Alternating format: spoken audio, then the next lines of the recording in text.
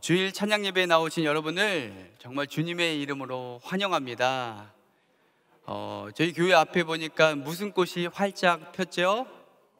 이 벚꽃이 만개했는데 이 저녁에 또 하나님께 예배드리러 나온다는 것은 아주 큰 믿음이 있는 분들만 올 줄로 믿습니다. 우리 여러분의 삶 가운데에 하나님이 주시는 은혜와 평강의 축복이 가득하시기를 주님의 이름으로 축복합니다. 우리 서로를 좀 축복했으면 좋겠습니다. 우리 옆 사람의 눈을 바라보시면서 이렇게 축복합니다. 있는 모습 그대로 참 아름다운 당신. 한번 인사하겠습니다. 시작. 있는 모습 그대로 참 아름다운 당신. 사랑하는 성도 여러분, 하나님께서는요, 여러분을 있는 모습 그대로 사랑하시고 축복하신다는 사실을 꼭 기억하시기를 바랍니다. 여러분의 삶의 자리 가운데에 하나님이 부어주시는 놀라운 은혜와 평강의 축복이 가득하시기를 주님의 이름으로 축복합니다. 오늘 본문 말씀인 누가복음 17장의 말씀은 이 예수님께서 예루살렘을 향하여 올라가시다가 10명의 나병 환자를 만나시고 그들을 불쌍히 여기셔 그들에게 치유와 기적의 사건을 보여주셨다는 내용의 말씀입니다. 여러분, 그렇다면 과연 예수님께서는 왜 그들에게 놀라운 은혜를 베풀어 주셨을까요? 그리고 어떠한 사람이 하나님의 은혜와 치유의 기적을 누리는 되는 걸까요?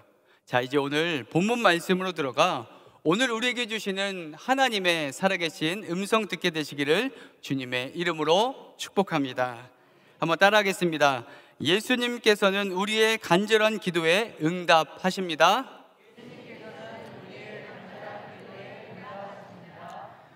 여러분, 오늘 성경에 10명의 나병 환자가 등장합니다.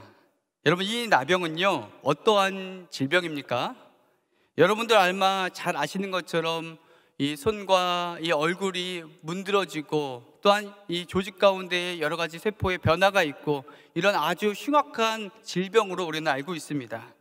그런데요, 구약 성경을 보면요, 이 나병에 대해서 아주 상세히 설명해 주고 있는 구절이 있습니다. 우리 레위기 13장 45절과 46절의 말씀 다 함께 읽겠습니다. 시작. 나병 환자는 옷을 찢고 머리를 풀며 윗입술을 가리고 외치기를 부정하다 부정하다 할 것이요 병 있는 날 동안은 늘 부정할 것이라. 그가 부정한즉 혼자 살되 진영 밖에서 살지니라. 아멘. 여러분, 나병 환자가 옷을 찢고 머리를 다 풀어헤치고요, 윗입술을 가리고 나는 부정한 사람입니다, 나는 부정한 사람입니다 라고 외치며 살아갑니다. 이 옷을 찢고 머리를 푸는 이 행위는, 또 자기 입술을 가리는 이런 행위들은 자기 자신 스스로를 나는 죄인입니다, 나는 죄인입니다라는 비하하는 의미가 있습니다. 유대인들은 그래서 이 나병 환자는 하나님께서 그들에게 천벌을 내리신 죄인으로 여겼습니다. 그래서 그들은 이 마을 안에 함께 거주하여 살 수가 없어서 저 멀리 밖에 있는 외곽에서 일반 사람들의 눈을 피하여 이렇게 살아갈 수밖에 없는 존재가 오늘 성경에 나오는 10명의 나병 환자입니다. 오늘도 저 멀리 있는 동네 외곽에서 이렇게 앉아서 동냥을 하며 하루하루 살아가고 있습니다. 그런데 그러한 상황 가운데에 꿈과 비전이 없고 막막한 그러한 인생 가운데에 한 줄기의 빛의 음성 또한 이야기를 듣게 되었습니다. 자연스럽게 예수 그리스도의 복음을 듣게 되었지요. 예수님께서는 죽은 자를 살리시는 분이시며 병든 자를 고치시고 상한 자를 회복하시는 하나님의 아들이시라는 이 복음의 소식을 그들은 듣게 되었습니다. 귀 동냥이지만 그들의 마음 가운데서는 작지만 믿음이 싹 트였습니다. 로마서 10장 17절 말씀은 우리에게 이렇게 증거합니다. 다 함께 읽겠습니다. 그러므로 믿음은 들음에서 나며 들음은 그리스도의 말씀으로 말미암느니라. 아멘. 여러분, 믿음이 어디에서 난다고요? 믿음은 들음에서 난다고 했습니다. 나병 환자들은 귀동냥이지만 예수 그리스도에 대한 복음을 듣고 이 마음 가운데 무엇이 생겼다고요? 믿음이 생겼어요. 여러분, 작고 초라해 보이는 믿음이지만 우리 주님은 작다 말씀하지 않으십니다. 세상은 초라하고 연약한 모습이라고 말하지만 우리 주님은 연약하다 말씀하지 않으십니다. 우리 주님은 부르짖는 자를 외면치 않으시고 그들의 작은 신음까지 들으시고 응답해 주시는 분이십니다. 그 사실을 믿으시기를 바랍니다. 그러던 어느 날 예수님께서 이 사마리아와 갈릴리 사이를 지나가신다는 소식을 그들은 듣게 되었습니다. 10명의 나병 환자 이 마음 가운데에 아주 작은 기동량의 믿음이지만 예수님께 나아가면 나의 이 어려운 마음을 이해해 주시고 이 질병을 치유해 주실 것이라는 그 마음의 확신이 생긴 거예요. 그래서 그들은 멀리 서서 예수님을 향하여 소리쳤습니다. 오늘 본문 12절과 13절 말씀 함께 읽겠습니다. 시작.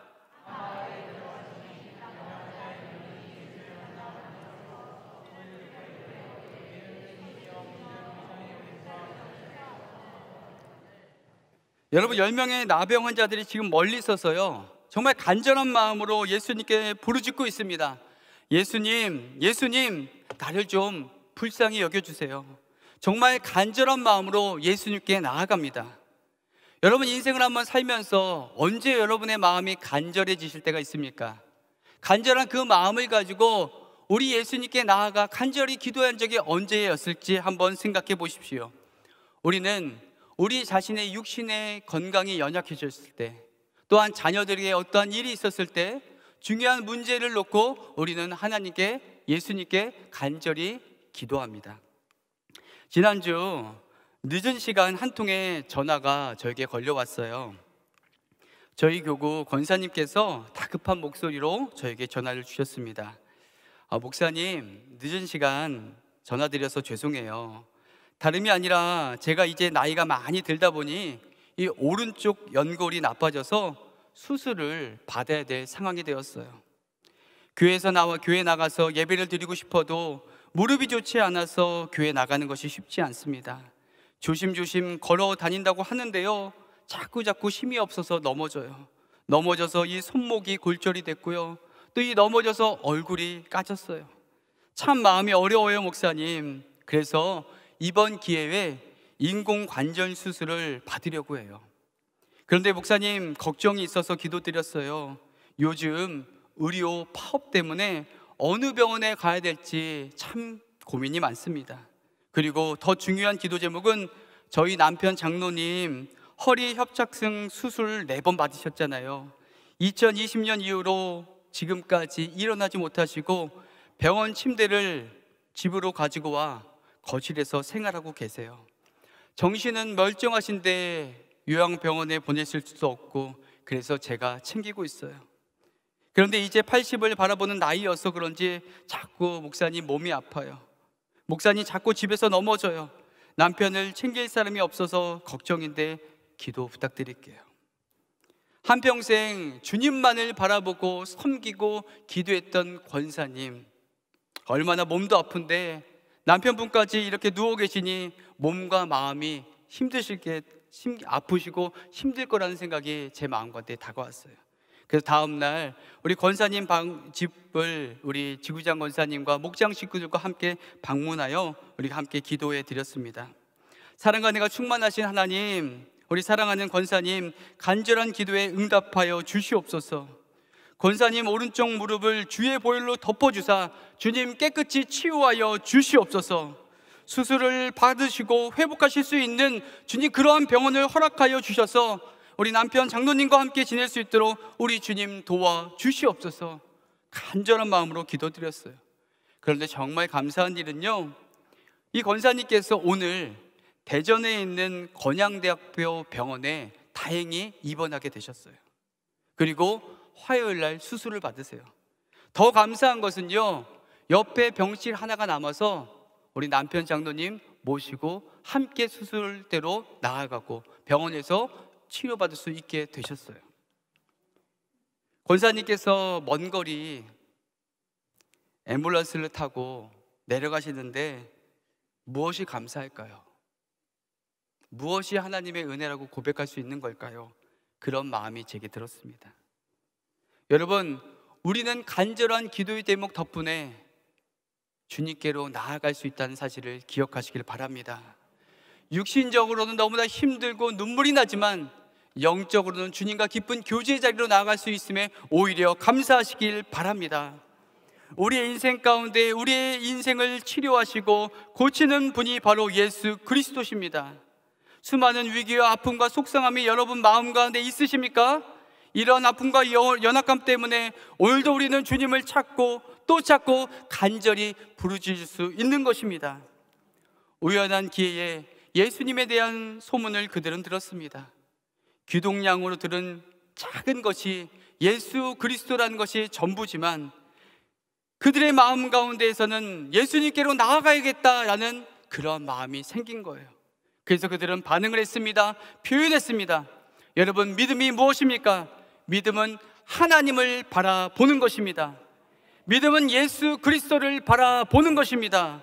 나의 상황을 묵상하고 나의 문제만을 묵상하는 것은 믿음의 사람이 하는 것이 아닙니다. 믿음의 사람은 문제보다 크신 하나님 한 분만을 바라보고 믿음으로 나아가는 것입니다. 나병 환자들은 자신의 초라한 환경과 문제를 다 내놓고 내 인생의 치료자시요 내 인생의 구원자 되신 예수님만을 바라보았습니다. 그리고 소리쳐 부르짖었습니다. 적극적으로 표현했습니다. 그들의 목소리를 예수님께서 들으셨고 예수님의 발걸음을 멈추셨고 그들에게 은혜를 베풀어 주셨습니다. 오늘 본문 14절 말씀 밑줄 친 부분만 읽겠습니다. 시작. 제사장들에게 너의 몸을 보이라 하셨더니 그들이 가다가 깨끗함을 받은지라. 아멘. 예수님께서 나병 환자들에게 은혜를 베푸셨어요. 그들은 이 제사장들에게 가는 동안에 자신의 몸이 깨끗이 치유됨을 느꼈습니다. 우리 하나님 어떤 분이십니까? 우리의 작은 신음에 응답하시는 분이십니다. 하나님께서는 사랑하는 주의 성도들의 부르짖음을 그냥 지나치지 않으십니다. 그리고 가시던 그 걸음을 멈추시고 우리에게 찾아와 치료와 구원을 허락해 주십니다. 여러분, 인생 가운데에 고난의 길을 걷고 계신 분 계십니까? 그렇다면 오히려 감사하시길 바랍니다. 하나님, 내가 주님 아니었으면 밖에만 나가도 이 꽃피는 이 세상 유리하고 방황할 수밖에 없는데 하나님, 나에게 은혜를 주시고 믿음을 주셔서 주의 몸된 이 교회에 나와 예배드릴 수 있게 하여 주심에 감사합니다. 하나님, 나에게 연약함 주셨기 때문에, 나에게 고난을 주셨기 때문에 주님을 더욱더 찾고 또 찾고 주님과 깊은 교제할 수 있도록 은혜 베풀어 주심에 감사합니다. 주님께서는 저와 여러분의 간절한 기도에 반드시 응답해 주시고 가장 선한 길로 인도해 주신다는 사실을 기억하시길 바랍니다. 모든 것이 하나님의 은혜임을 고백하며 주님과 한 걸음 한 걸음 걸어가는 그러한 은혜의 성도, 은혜가 많으신 우리 귀한 우리 거룩한 광성교회 모든 성도님들 되시기를 주님의 이름으로 축복합니다. 우리 한 가지만 더 따라하도록 하겠습니다. 감사는 표현입니다. 여러분, 은혜에는 두 가지가 있대요. 첫째는 일반적인 은혜가 있고요, 이 두 번째는 특별한 은혜가 있습니다. 일반 은혜는 많은 사람들과 함께 누리고 나눌 수 있는 그런 은혜를 말합니다. 하나님께서 우리에게 따뜻한 햇살을 주시고 푸른 하늘과 아름다운 자연 환경을 우리에게 주셨습니다. 이러한 은혜는 일반적으로 함께 누릴 수 있다라고 해서 일반 은혜라고 합니다. 하지만 하나님께서 나에게 주어주는 은혜가 아니기 때문에 보편적이고 일반적이라는 생각 때문에 우리는 이러한 은혜를 당연하게 생각합니다. 그런데요, 이와 달리 조금 특별한 은혜도 있습니다. 하나님께서 나와 우리 가정에게만 주시는 그런 은혜를 말합니다. 오랜 질병으로 참 많이 힘들어 주님께 간절히 기도했는데 주님께서 치유해 주셨어요. 나의 기도에 응답해 주셨어요. 우리 사랑하는 자녀들, 우리 손주들 진학과 만남의 복을 위해서 정말 간절히 기도했는데 하나님께서 그 일을 응답해 주셨어요. 이렇게 나와 우리 가정에 특별한 은혜를 주신 것을 우리는 기억을 합니다. 하나님께서 저와 여러분에게 은혜를 주시고 평안을 주시니 참 감사합니다. 하지만 매 순간순간마다 감사를 표현하진 않습니다. 여러분, 왜 그렇습니까? 당연하게 생각하기 때문입니다. 여러분, 감사의 반대말이 무엇입니까? 불평과 원망입니까? 아닙니다. 감사의 반대말은 익숙함입니다. 여러분, 신앙생활 할 때 우리가 왜 간절한 마음을 가지고 기도하지 않을까요? 바로 이 당연함과 익숙함 때문입니다. 끓는 냄비 속의 개구리 이야기 여러분 한 번쯤은 들어보셨죠? 끓고 있는 뜨거운 물에 개구리를 집어넣으면 개구리는 어떻게 되죠? 단번에 폴짝하고 탈출을 합니다. 그런데요, 서서히 데워지는 따뜻한 물에 개구리를 넣으면요, 개구리가 빠져나올 생각을 하지 않아요. 아유, 이것이 참 따뜻하고 좋구나 생각하다가 죽고 만다는 이야기입니다. 편안함과 익숙함에 안주하는 순간에 타성에 젖어 우리도 따뜻한 물 속에서 죽어가는 개구리처럼 우리의 영혼이 메말라져 갈 수 있다는 사실을 기억하시길 바랍니다. 시편 107편 1편은 이렇게 고백합니다. 여호와께 감사하라. 그는 선하시며 그의 인자하심이 영원함이로다. 아멘. 여러분, 하나님께 감사하면 선하신 하나님께서 여러분의 범사를 인도해 주실 줄로 믿습니다. 선하신 하나님께서 여러분에게 충만한 은혜의 열매를 주렁주렁 맺게 해 주실 줄로 믿습니다. 요즘 저희 교회에 목사님들, 전도사님들을 보면요, 정말 참 바쁘게 사역하고 계신 것 같습니다. 저도 그리 많이 이렇게 많은 교회에서 사역한 경험이 있지는 않지만 곰곰이 생각해 보면, 야, 이렇게까지 열심히 많은 이런 사역들을 담당하는 교회에서 또 사역한 적이 있는가 한번 생각한 적이 있습니다.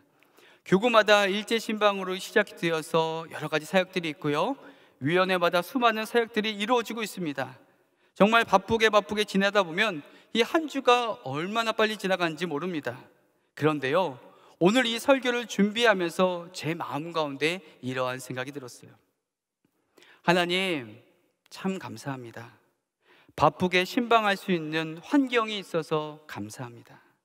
하나님, 설교할 수 있는 교회를 주셔서 감사합니다. 하나님, 부족한 저를 사용하여 주심에 감사합니다. 신방을 갈 수 있는 목장과 성도가 있음에 감사합니다. 하나님, 커피 한 잔 마실 수 있는 마음의 여유를 주셔서 하나님 감사합니다. 하늘을 바라보면서 하나님 푸른 하늘 주심에 감사합니다. 하나님, 저녁 예배 설교자로 세워주심에 감사합니다. 하나님, 건강 주심에 감사합니다. 여러분, 하나님의 은혜는 당연한 것이 아닙니다. 우리가 누리고 있는 모든 것이 하나님의 은혜이심을 기억하시기를 바랍니다. 여러분, 하하하 웃을 수 있는 것은요, 갈비뼈가 부러지지 않아서 웃을 수 있어요. 갈비뼈가 부러지면요, 웃을 수가 없어요. 웃다가 아이고 아파 해서 웃을 수가 없는 것입니다. 한 집사님께서 저한테 이렇게 고백하시더라고요. 목사님, 제가 코로나 걸렸어요. 감사해요. 아니, 집사님, 코로나 걸렸는데 왜 감사해요? 다음 주에 우리 딸 결혼하거든요. 다음 주에 걸렸으면 격리돼서 못 갈 수도 있었는데 한 주 일찍 걸려서 감사합니다 라고 고백하셨습니다. 여러분, 감사가 무엇입니까? 감사는 표현입니다. 하나님께서는 감사로 나아가는 자들에게 구원을 허락해 주십니다. 오늘 본문 19절 말씀 다 함께 읽겠습니다. 시작.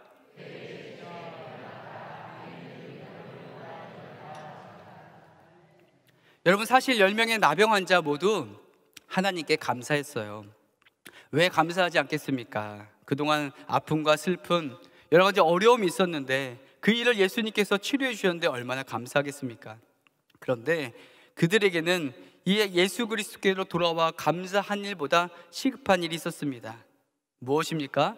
자신의 육신이 온전케 치유되었음을 입증받고 싶은 그 마음이 있었어요. 왜 그랬어요? 바로 그들은 육신이 온전히 이렇게 치유됐음을 제사장에게 보였을 때에 다시 가정으로, 다시 직장으로, 다시 사랑하는 자녀들 품으로 돌아갈 수 있었기 때문입니다. 그래서 내가 지금 중요하다고 생각하는 모든 일들을 다 한 이후에 다시 예수님께로 돌아와 감사해야지 아마 생각했을 거예요. 그런데 여러분, 이 감사에는 타이밍이 있어요. 그 순간을 지나치면 감사할 수 있을까요? 없을까요? 없어요. 그 순간 하나님이 주시는 감동과 감사의 마음을 다음으로 미루면요, 감사할 수가 없는 것이에요. 그런데 사마리아인 나병 환자는요, 가던 길 가운데에서 그 길을 돌이켜 즉시 예수님께로 나아가 감사 인사를 드렸습니다. 예수님께서는 그러한 그의 모습을 보시고 칭찬해 주셨어요.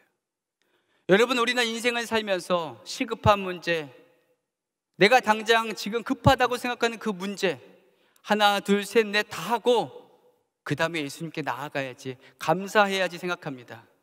그래서 나의 문제의 해결자인 육의 제사장들을 찾아가요. 9명의 나병 환자들처럼. 그런데요, 우리 인생의 생사복의 주관자시고 우리를 죄와 사망에서 구원해 주신 영원한 대제사장 되신 예수님께 나아가는 사람은 그의 육신뿐만이 아니라 그의 영혼까지 구원받는 사실을 기억하시길 바랍니다. 여러분, 감사는 표현해야 하지 않는 것입니다. 이 시간 감사한 것이 무엇인지 여러분 한번 생각해 보셨으면 좋겠어요. 정말 좋은 교회, 건강한 교회 만난 것 여러분 감사하십니까? 여러분, 강단에서 열정적으로 말씀을 증거하시는 위임 목사님 계시죠? 참 감사한 일 아닙니까? 여러분의 영혼을 위하여 기도하시는 교구장 목사님, 또 교육부에서 열심히 사역하고 계시는 우리 목사님, 전도사님들, 각 위원회를 섬기시는 우리 귀한 우리 교육자분들 등 수많은 사람들 계셔서 감사하지 않습니까? 오늘 주일 1부부터 저녁 늦은 시간까지 보이는 곳, 보이지 않는 곳에서 수고하는 분들이 계시니 얼마나 감사합니까? 우리 이분들을 생각하면서 우리 감사를 한번 표현해 줬으면 좋겠습니다. 우리 서로를 향해서 이렇게 한번 박수하면서 인사하겠습니다. 참 수고하셨습니다. 한번 이렇게 박수를 하겠습니다. 여러분, 지금 여러분이 감사를 표현하셨어요. 여러분, 감사를 표현해야지만 서로를 아는 거예요. 부부 사이도 감사하지 않으면 모르는 것입니다. 여러분, 그동안 수고하셨던 분들 생각나는 분 있다면 이번 한 주간 동안에 여러분 카톡도 좋고요, 작은 편지도 좋고요, 여러분의 그 감사의 마음을 전하는 저와 여러분 되시기를 주님의 이름으로 축복합니다. 수고하고 애쓰시는 우리 목사님, 장로님, 권사님, 집사님, 성도님들에게 감사 인사를 꼭 전하시는 은혜가 있게 되기를 주님의 이름으로 축복합니다. 여러분, 감사는 표현입니다. 예수님께 감사한 그 마음을 전한 나병 환자는 육신에 대한 질병뿐 아니라 영혼에 대한 구원을 받았습니다. 세상에서 방황할 때 예수님을 모르고 죄를 짓고 살아가다가 죽을 수밖에 없는 우리를 우리 예수님께서 구원하셨습니다. 십자가를 지심으로 모든 죄를 우리는 하나님의 은혜로 탕감받았습니다. 여러분, 그 사실을 꼭 기억하시길 바랍니다. 은혜를 기억하며 감사, 또 감사, 그리고 감사하여 하나님께 영광을 돌리며 남은 인생을 오직 주님께 온전히 올려드리는 저와 여러분 되시기를 주님의 이름으로 축복합니다.